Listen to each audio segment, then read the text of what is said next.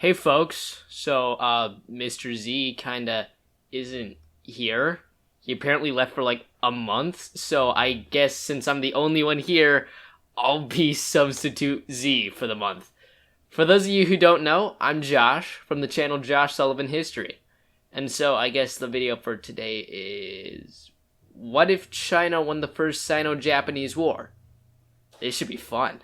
So, it's the 19th century, and Korea, under the Joseon Kingdom, has been a tributary of China for a couple hundred years. However, with Western powers beginning to encroach upon East Asia, nearby Japan opened up its trade and began to modernize. China, who had been repeatedly attacked by both the British and the Russians, also saw the need for modernization. However, they didn't see as much success due to corruption and their decentralized nature.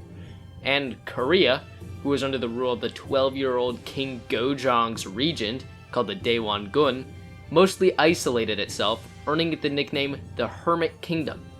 However, in 1873, the Daewon-gun was removed from power by his daughter-in-law named Queen Min, which allowed King Gojong to rise to power in his own right and opened up Korea's trade. However, this is where Korea's geography comes into account.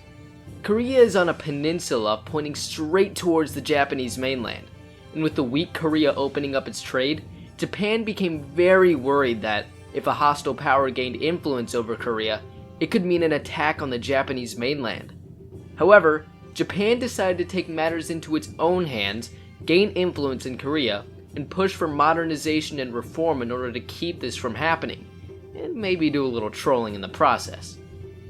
China, however, was not happy about Japan trying to gain influence in Korea, so they pushed back against the forces of reform and modernization in Korea, which only worried Japan more.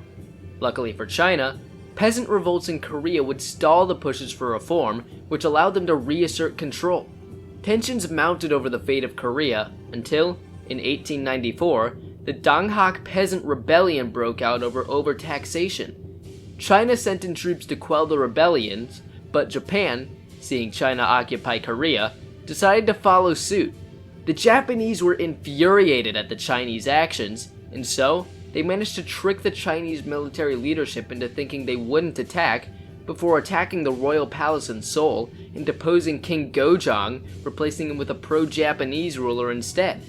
And this would end up sparking the First Sino-Japanese War. Upon the outbreak of the war, most Western nations predicted an easy Chinese victory over Japan, as they overestimated how successful the Chinese attempts at modernization went.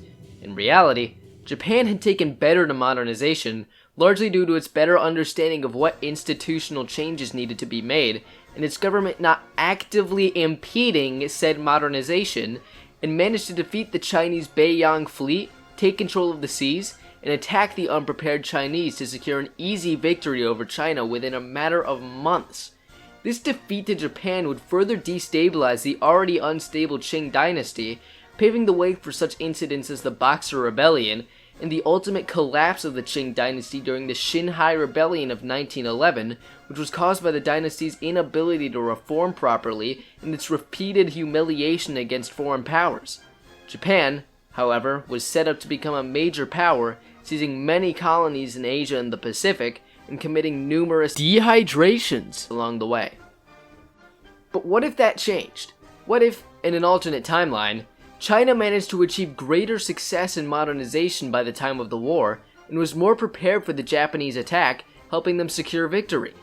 In this timeline, the Beiyang fleet manages to defeat the Japanese combined fleet, and forces Japan to follow through on its plans in cases of a defeat in this battle, in which they would withdraw from Korea and defend the Japanese mainland.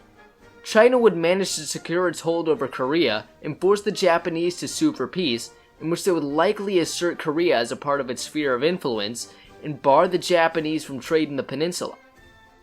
The most immediate effects of the war would fall upon Japan. Without this victory over China, the Japanese wouldn't be able to become the power that it became in our timeline, instead remaining largely isolated to the home islands. And, due to such a crushing defeat against the Chinese, Japan would likely see many rebellions and revolts, hampering its efforts at Pacific expansion. These revolts could see the emperor removed from power, or at least greatly weakened to the point that he will be insignificant to the politics of Japan. With Japan so unstable, many Western nations might attempt to take advantage of this and attempt to influence Japan. However, this doesn't mean that the Japanese wouldn't still have an immense disliking for their Chinese neighbor, making their main foreign policy endeavor to get revenge on the Chinese. China, however, would come out of the war victorious and, as a result, much more stable and with a renewed confidence in the Qing dynasty. This would mean that incidents such as the Boxer Rebellion, which was caused by anxieties from the Chinese defeat in the First Sino-Japanese War, never happened. A more stabilized and modernized Qing dynasty would also mean that the Xinhai Rebellion would also likely not happen, meaning that the Qing would survive for a little longer. After achieving victory over Japan, China would grow more confident in its abilities and would likely turn its sights towards Russia, who had been trying to gain influence over Manchuria and Korea as well. Conflicts would likely arise, and China would find a way to attack Russia when it would be unprepared. Russia would likely be seen as the favorite by most Western nations, with its more modernized and westernized military. However, due to Russia's inept military leadership, the lack of the Trans-Siberian Railroad to mobilize troops, and the sheer size of the Chinese military, this war would likely end in a Chinese victory, further pushing Russia down its path to communist revolution. Following the Sino-Russian War, China would, at the very least, push for the re-annexation of the Amur region, which Russia had taken from them about 50 years earlier. This would ultimately spark a rivalry between Russia and China over lands in East and Central Asia, which could potentially lead to more conflicts arising. However, by the time the First World War rolled around, China, who already had close relations with the Germans, would more than likely side with the Central Powers against the Russians, British, and French.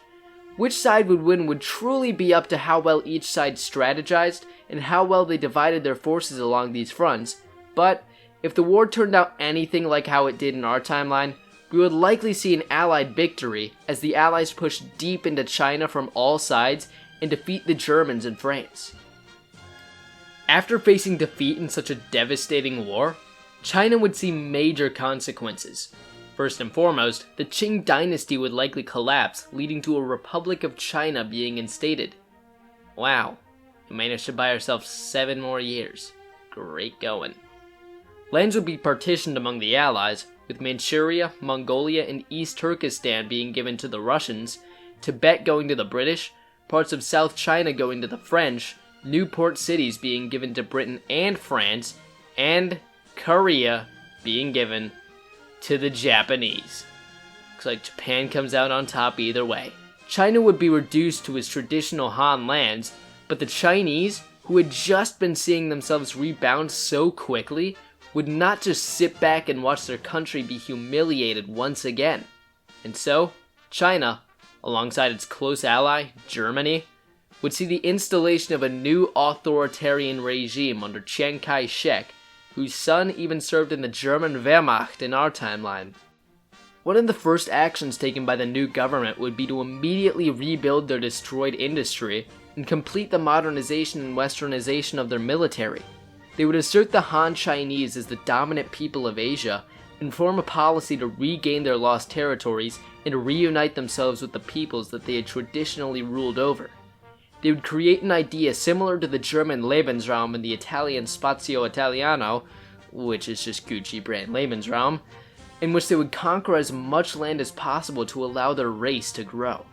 With help from Germany, China would manage to strengthen itself and, eventually, they would launch their plans and attack the Allies. But would China be able to defeat the Allied powers? Would their alliance with Germany be enough to overpower their enemies? Those are the questions being asked by the world as the Berlin-Beijing axis launches their conquest. So, thanks for watching this video. If you enjoyed, which I hope you did because I'll be here all month, make sure to subscribe to Mr. Z, and also make sure to come over to my channel where I regularly post content just like this. Well, till next time, see ya.